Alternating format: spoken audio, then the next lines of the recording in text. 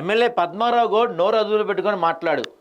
ఏ ప్రోటోకాల్తో పద్మారావు కొడుకులు చెక్కులు పంచుతున్నారు? ఆదం సంతోష్ కుమార్. సికింద్రాబాద్ ఎమ్మెల్యే పద్మారావు గౌడ్ నోరు అదుపులో పెట్టుకొని మాట్లాడాలని కాంగ్రెస్ పార్టీ సికింద్రాబాద్ నియోజకవర్గ ఇన్ఛార్జ్ ఆదం సంతోష్ కుమార్ హెచ్చరించారు. పద్మారావు గౌడ్ గురువారం అడ్డగుట్టలో చెక్కుల పంపిణీ సందర్భంగా కాంగ్రెస్ పార్టీ నాయకులను ఉద్దేశించి మీడియాతో మాట్లాడుతూ చేతగాని దద్దమ్మలు బొక్కలు విరగొడతామంటూ మాట్లాడటం పట్ల ఆదం సంతోష్ కుమార్ మండిపడ్డారు.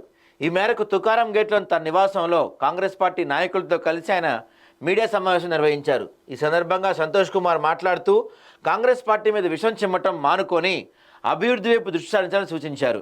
ఎమ్మెల్యే నిర్వహించే ప్రభుత్వ కార్యక్రమాలకు తాము ఖచ్చితంగా వెళ్తామన్నారు.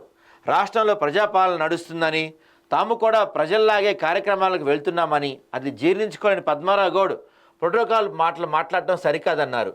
చెక్కుల పంపిణీ కార్యక్రమంలో తన కొడుకులతో చాలాసార్లు చెక్కులు పంపిణీ చేశారని గుర్తు చేశారు. అప్పుడు రాని ప్రోటోకాల్ కాంగ్రెస్ నాయకులు వస్తే గుర్తొస్తుందని ప్రశ్నించారు.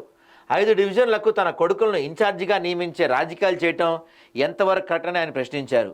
ఎమ్మెల్యే అనే వారు ప్రజాస్వామ్యబద్ధంగా నడుచుకోవాలని, అలా కాకుండా రౌడీ గూండాల మాదిరిగా ప్రవర్తిస్తే చూస్తూ ఊరుకునే లేదన్నారు.